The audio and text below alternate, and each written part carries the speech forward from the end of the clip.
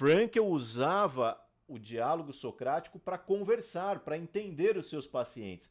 Só que o que eu descobri, pessoal? Que era uma ferramenta que pode ser útil também no diálogo entre as pessoas. E comecei a trabalhar isso com os meus pacientes, a mostrar para eles como essa ferramenta, lógico, eu não ficava explicando, olha, o diálogo socrático e tal, não. Eu, na prática, ensinava, e é isso que eu quero ensinar para vocês hoje. Então vai ser útil tanto para você que atua na área da saúde e do desenvolvimento humano, quanto para você que simplesmente está aqui assistindo essa série e quer aprender a se comunicar melhor com as pessoas. Frankl vai buscar na antiguidade, no modelo, em qual modelo? No modelo da filosofia grega, por isso o diálogo socrático. Olha essa frase que interessante. Toda psicoterapia, em particular a logoterapia, deve ter como base e como modelo o clássico diálogo socrático de conversa entre dois seres humanos. Essa é a proposta do Frankl. É uma técnica que promove a ampliação do campo de percepção do paciente e ajuda-o a enxergar as possibilidades de sentido. O importante na técnica da conversação, isso é uma contribuição da Elizabeth Lucas muito importante, olha só. O importante da técnica de conversação não é a técnica em si. Então eu vou ensinar um pouco da técnica, mas não é só isso. Mas é o espírito com o qual ela se aplica. A técnica não servirá de nada enquanto se dedica exclusivamente a prescrever receitas. Não é receita de bolo, tá?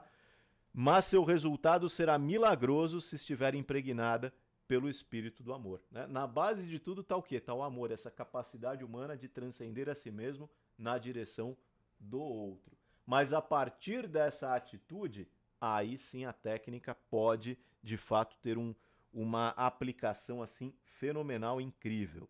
E como a gente pode, então, pessoal, melhorar a comunicação familiar usando a técnica do diálogo socrático? Essa é a grande pergunta. Então, o diálogo socrático é o quê? Uma técnica de conversa, uma técnica de compreensão do outro.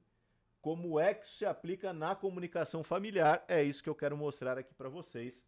E vocês vão perceber que isso é muito do que a gente faz, no caso, a gente, eu estou dizendo os logoterapeutas, né? Muito do que a gente faz na própria psicoterapia. Tanto é que quando eu trabalhava isso com os meus pacientes, depois de explicar isso para eles, eu falava assim, olha, já percebeu que é exatamente assim que eu converso com você nas sessões? Aí a pessoa falava assim, é verdade, é isso mesmo, né? Porque aí a ficha caía, né? A ficha caía é uma expressão que os mais jovens que estão aqui com a gente nem entendem, né? Mas quer dizer que você compreendeu, é o famoso insight, é o famoso momento, ah, então é isso. Né? E é o que eu vou mostrar para vocês agora. Primeiro passo, tá? É o que o Roger estava falando ali. Você vai conversar com alguém, se desviste, nossa, me fugiu a palavra agora. Enfim, se dispa, né? Você tem que se despir dos seus preconceitos, você tem que se despir das suas ideias preconcebidas, dos seus julgamentos, para que você compreenda o outro. Porque se eu vou conversar com você e eu já tenho uma opinião formada, o que adianta? E assim é a comunicação familiar. Não adianta você querer conversar com a pessoa se sua opinião já está formada. Não vai ser um diálogo. Tá? Eu vou conversar lá com meu marido porque ele tem que saber isso, isso, isso e isso. Ah, tá, mas e aí? E você tá pronto para ouvir o que ele tem para falar? Não, não quero nem saber. Então não é um diálogo, é uma palestra, é um sermão, é qualquer coisa. Mas o diálogo pressupõe o quê? Uma abertura. Você não pode levar para o lado emocional, para o lado da raiva, para o lado da briga nessa hora, senão não tem diálogo. Senão é confusão. Né? Senão é guerra. E já basta, né? Já tem muito na rede social, em casa, com as pessoas mais próximas. Vamos tentar uma abordagem diferente. Então, primeiramente isso. Entenda que você não está indo lá para passar a limpo, para se vingar de alguém. Se você quer ter essa conversa e ela é importante, você precisa tentar ser o mais racional possível. Entender o outro, apresentar o seu ponto de vista, sem que ambos estejam inflamados. Inclusive, é importante que se combine. Por que na terapia isso funciona? Porque é assim. Porque o psicólogo está aqui, sentado, numa boa, o paciente pode estar bravo, pode estar alterado, E eu tô aqui numa boa, eu não tô levando pro lado emocional da coisa, eu estou de fato focado em compreendê-lo. Por isso que funciona. Então a gente precisa fazer esse exercício, né, de nos despirmos aí daquelas emoções muito fortes. É delas que eu estou falando, né? Lógico, emoção a gente tem o tempo todo, não somos plantas, né? Mas assim, aquela emoção negativa, da raiva, do rancor, deixa isso de lado. Não conseguiu? Então espera, conversa daqui a pouco. Começou a conversa, ela já foi nessa direção, combina com o outro, fala, olha, peraí, acho que eu preciso elaborar melhor isso. A gente retoma isso daqui a pouquinho, um outro dia, onde ambos estiverem em mais condições. Primeiro passo é esse. Segundo passo, então, ligado a esse, escolha o melhor momento. Olha, sabem qual que é um dos erros mais comuns? Um dos erros mais comuns que existem? As pessoas, o casal, tá? Vamos pegar um exemplo do casal. O casal tem lá uma briga, uma coisa pendente, um assunto que eles têm que conversar. Aí vem lá a mulher e fala pro marido, né? Precisamos conversar. Já é o sinal, né? Ou o contrário, o marido vê, precisamos conversar. Vocês não estão vendo aqui, o Tutu e o Leandro fizeram até uma careta aqui agora, né? Porque eles já imaginaram a cena, né? O que eu fiz? O outro já bem, o que eu fiz de errado agora? Né? Mas tudo bem. Aí tem alguma discussão, né? Tem algum probleminha ali, alguma coisa que aconteceu, por exemplo, na parte da manhã, tá? Antes do casal sair de casa. Aí eles não se entendem e falam, depois a gente conversa, tá bom. Aí sai lá o marido e a mulher, passa o dia inteiro trabalhando, pega trânsito, problema no trabalho que tem que resolver, chefe, volta, trânsito de novo, cansado, com fome e tal. Aí antes de jantar, um fala pro outro, agora nós vamos conversar. Aí eu pergunto para vocês, qual a chance disso dar certo? Essa conversa, qual a chance? Baixíssima. Porque tem uma série de outras condições que não tem nada a ver com a conversa, por exemplo, cansaço, fome, impaciência, que vão afetar o diálogo. E na terapia, por que funciona? Porque no diálogo socrático a gente está nas condições mais adequadas. A pessoa marca uma hora, vem para a terapia, senta no sofá, toma um cafezinho. Percebe a diferença? Aí a pessoa fala, é tão bom conversar com o meu psicólogo. Lógico, você se preparou, é um momento especial, né, da semana, às vezes até para uma conversa difícil, mas aquilo ali faz parte. E aí eu pergunto, por que é que os diálogos familiares não podem ser assim também? Por que não pode existir esse preparo? Tem gente, por exemplo, que se a pessoa tivesse a oportunidade, sei lá, de comer um lanche, tomar um banho e conversar depois, já seria outra conversa. E às vezes a pessoa vai concluir, olha, a gente tem esse assunto aqui, ele está pendente, a gente precisa conversar sobre isso, mas, puxa, vamos esperar 2, 3 dias, porque esses 2 dias eu estou tão focado com tantos problemas, vamos conversar daqui a pouco, né, num outro momento, vamos esperar, escolher a melhor hora. As pessoas querem resolver os problemas no calor de uma briga, por exemplo, aonde toda a parte racional já foi desligada do cérebro. E aí, vai dar certo? Não vai. Não vai. Então, escolha o melhor momento, né? Tenha consciência disso para poder ter uma conversa, para que o diálogo possa ser um diálogo socrático, um diálogo de compreensão mútua. E mais, prepare-se para essa conversa. Então, só para vocês terem uma ideia, eu estou dando uma série de aulas aqui para vocês, ensinando algumas coisas. Quanto tempo eu estou me preparando para isso? Há muito tempo. Hoje mesmo, quantas horas eu me dediquei para sentar aqui com vocês por 1 hora e 10 minutos e dividir um pouco de conhecimento que eu tenho estudado. Me preparei bastante, né? Porque é algo importante. Agora eu pergunto para vocês, uma conversa crucial de um pai com um filho, de um irmão com uma irmã, de um marido com uma mulher, é mais ou menos importante que esse curso? É muito mais importante. Só que as pessoas não se preparam para essas conversas. E o que significa eu me preparar para essa conversa? Minimamente, tá? O jeito mais simples, pega uma folha em branco, coloca na sua frente e começa a rascunhar ali. Isso se chama escrita terapêutica, é outra técnica, anota aí que ela é útil. Começa a rascunhar, pode ser tópicos, pode ser uma frase, fala, puxa, o que eu queria falar? Faz esse primeiro filtro, coloca no papel, depois olha bem para aquilo, pode usar, tem gente que gosta do bloco de notas, o celular, tá tudo certo. Tem gente que tem grupo sozinho no WhatsApp, já viram isso? Um grupo você com você mesmo. Aí você manda as mensagens lá. Não importa. Tem gente que pega alguém famoso da internet, né? E aí começa a mandar mensagem pelo Instagram, porque fala, ninguém vai ler mesmo, então ali é o meu bloco de notas secreto, ninguém sabe. Teve uma história engraçada, uma vez uma fã mandou umas revelações lá pro Whindersson Nunes e ele mandou uma resposta, falou, ó, tô sabendo, hein? Quer dizer, né? Pode acontecer, mas tudo bem. Veja só, pessoal, não importa o método, mas coloque isso para fora de você. Então coloca lá no papel, olha para aquilo e fala, será que é isso mesmo? Não, peraí, isso aqui não tem nada a ver. Porque a tendência é juntar, entendeu? Já viram aquelas discussões de casal, de pai e filho, que começa falando, sei lá, da toalha em cima da cama e termina lá num problema que aconteceu 20 anos atrás, quando o casal namorava ainda? Já viram esse tipo de coisa? Por que isso acontece? Porque não tem planejamento para conversa. Aí não se resolve nada. Então põe no papel, fala, não, isso aqui outra hora, porque senão vai perder o foco. Não, isso aqui, vamos conversar isso, isso, isso. E olha só, não tenha vergonha, se for necessário, de estar lá com o seu papelzinho antes da conversa. Qual o problema? Fala pro outro, olha, eu coloquei aqui algumas das coisas que eu queria falar, eu vou me ater aqui ao papel, porque eu não quero fugir do assunto, eu não quero falar coisas que não tem nada a ver. Não tem problema nenhum.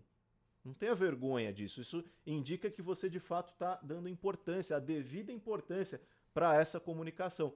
Não é isso que a gente faz no setting terapêutico?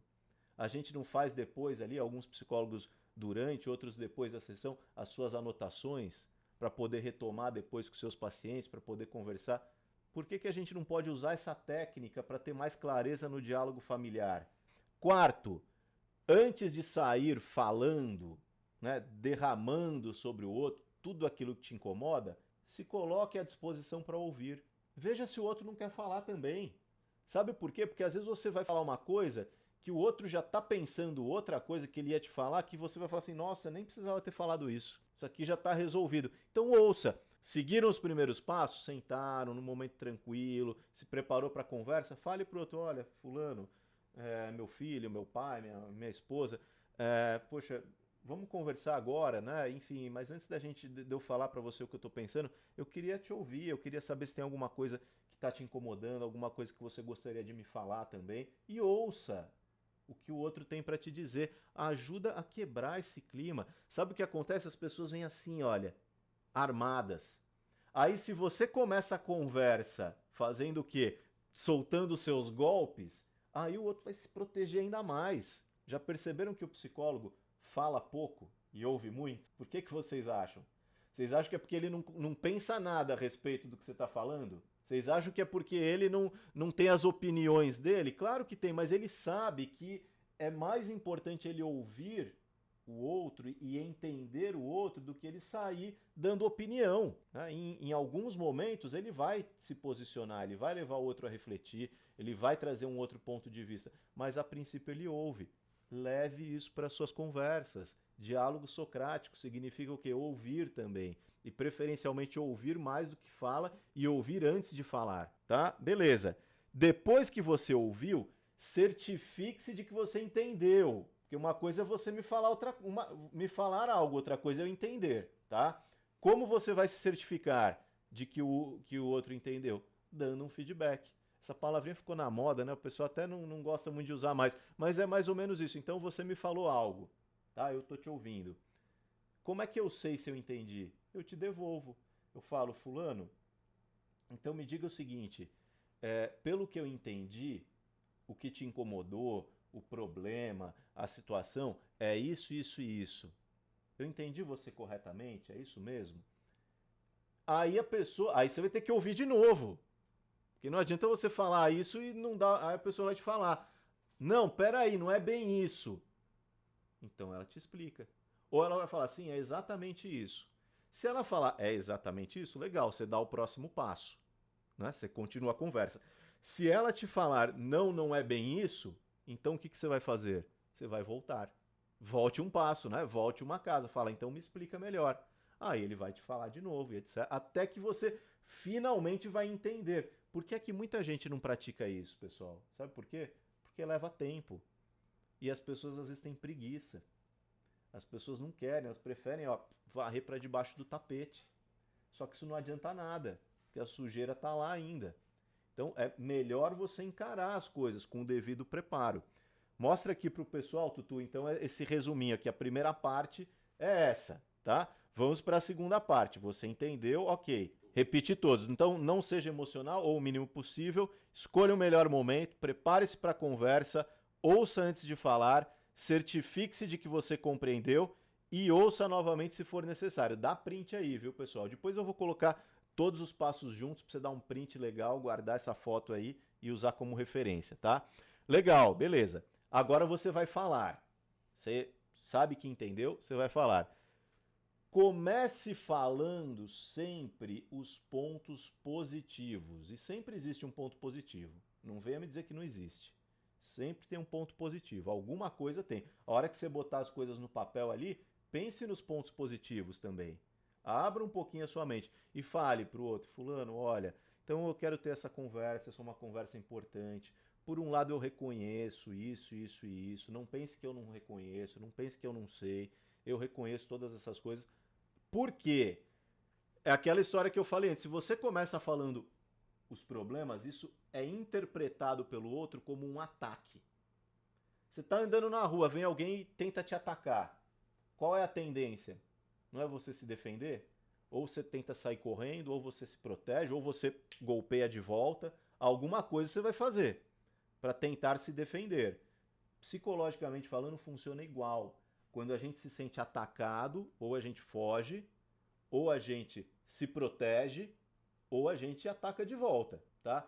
Então, quando você faz isso, você demonstra o quê? Que você está abaixando a guarda, que você não está lá para atacar ninguém. E o outro tende a baixar a guarda também. Aí o diálogo pode acontecer. Por que, que as pessoas falam as coisas para os psicólogos? Porque elas sabem que não vão ser atacadas. Porque o psicólogo está de guarda baixa. Aquele é o lugar para isso. Então a gente pode desenvolver essa habilidade. Tá? E então você fala esses pontos positivos, as coisas que vocês concordam, que tá legal, pontue isso. Tá? E depois você fala dos pontos mais difíceis, mas permitindo que o outro opine. Então, não como um julgamento. Nunca, olha só, pessoal, anota isso, isso é importantíssimo. Nunca chegue para o outro dizendo assim, você isso, isso e isso. É a pior forma. Coloque as coisas na forma de uma pergunta. Diga para o outro, olha, o que você acha disso, disso e disso? Faz sentido isso daqui para você? Você consegue perceber tal e tal coisa? E mais, né? Use, ao falar desses pontos difíceis, use exemplos mais práticos, não seja subjetivo. Fale de situações concretas, não precisa entrar em detalhe, lembrar a história inteira, mas fala, poxa, sabe aquele dia assim assado? Lembra aquela situação? Essa e aquela? O outro já sabe dos detalhes, não precisa remoer a história inteira. Então, e aí, olha o detalhe, tá? Aqui é o pulo do gato, vamos dizer assim. Ao invés de focar no outro, foque em você, nos seus sentimentos, tá? No que está passando por você, em como aquilo te incomoda. Olha a diferença, tá? Olha a diferença. Então vamos supor que um exemplo bem simples. Vamos supor um casal que está lá brigando, sei lá, porque um prometeu uma coisa e não cumpriu. Tá? O marido chegou para a mulher e falou assim: olha, esse mês eu não vou fazer dívida, tá? E daí a mulher falou, concordaram e tal. Aí chegou o final do mês, ele fez. Então, aí você é a mulher nessa parte da história, tá? Ao invés de chegar para ele e falar assim, porque você de novo passou lá na frente da Crefisa e pegou empréstimo, né? Um merchan aqui, né? Do Palmeiras, obviamente. Mas você passou lá na frente, pegou empréstimo e agora. Ao invés de falar isso, fale o seguinte: olha, fulano, poxa, lembra que a gente tinha combinado, você tinha me prometido, e quando esse tipo de coisa acontece, eu me sinto assim, assim, assim. Eu me sinto como alguém que foi desrespeitada. Eu sinto que eu tenho a sensação de que você não valoriza o seu compromisso comigo. Eu me sinto como alguém que foi enganada. Você não vai falar, você é um mentiroso, você isso. Porque aí a pessoa se arma para se defender. E talvez ela vai fugir dessa conversa, talvez ela vai atacar você de volta. E aí acabou. Matou o diálogo socrático aí na hora. Porque o diálogo socrático pressupõe o quê? falar e ouvir, né? Sem estar revestido de preconceitos, de opiniões já formadas. A ideia é chegar a algo. Era assim que o Sócrates fazia. A pessoa falava uma coisa, ele questionava. A pessoa falava outra, ele questionava, até refinar e chegar. Bom, acho que é isso. Agora chegamos a um consenso. Então, fale sobre como você se sente. Fale, olha, isso faz com que eu me sinta assim, assado. Porque aí o outro vai talvez te entender um pouco melhor. E vai poder te falar, não, não é isso, olha, não tem nada a ver e tal. Aí a conversa evolui, tá? Imagina você, para os seus filhos, sempre você chegar apontando o dedo para eles. Ah, porque você é isso, ah, porque você é aquilo. Será que é desse jeito? Não é melhor você falar a sua perspectiva? Olha, meu filho, minha filha, quando você faz isso, poxa, isso eu fico chateado com isso por causa disso, eu me sinto assim, eu me sinto assado, eu penso isso, eu penso aquilo outro. Para que o outro entenda, ele possa mais uma vez fazer o quê? Te dar uma resposta. Ouça o que a pessoa tem a dizer sobre isso. Por quê? É no falar que a pessoa vai refinando os próprios pensamentos. Por isso que o diálogo é importante. Já se pegou muitas vezes conversando com alguém ou na terapia, e aí você diz assim, nossa, eu faço isso há tanto tempo, mas eu nunca falei isso. E agora que eu estou me ouvindo falar isso, eu estou achando isso uma coisa tão estranha, tão diferente, tão absurda. Cai a ficha de novo, né? Tem um insight. Porque falar é algo que promove um nível de consciência diferente do que pensar. Então, às vezes, até para a pessoa concluir algo, ela precisa falar. Mas se do outro lado não tem alguém disposto e preparado a ouvir, como é que ela vai falar? Se do outro lado tem alguém cheio de pedras e escudos na mão, como é que ela vai falar? Então a gente precisa se desarmar, a gente precisa de fato querer chegar a uma compreensão. E, por fim, chegar a uma conclusão, chegar a um consenso. A partir da conversa, a partir desse ponto, você vai dizer um para o outro, olha, legal, então, poxa, dentro disso. Às vezes não dá para resolver o problema inteiro de uma vez, mas dá para se assumir pequenos compromissos. Tá, então vamos resolver uma parte disso, pelo menos? O que a gente pode fazer a respeito? Deixa o outro falar, deixa as coisas surgirem, não vai impor a sua opinião. Ambos falaram? Legal. Então, vamos chegar a essa conclusão? Vamos agir dessa forma? Vamos tentar? Vamos. Firma o compromisso e tá tudo certo. Conseguem perceber a diferença? Se você ainda não é inscrito no meu canal, você provavelmente descobriu que esse é um canal que já tem vários vídeos. Faça a sua inscrição para receber sempre conteúdos novos. Deixe o seu like nos vídeos porque isso nos ajuda a falar mais e a divulgar a logoterapia.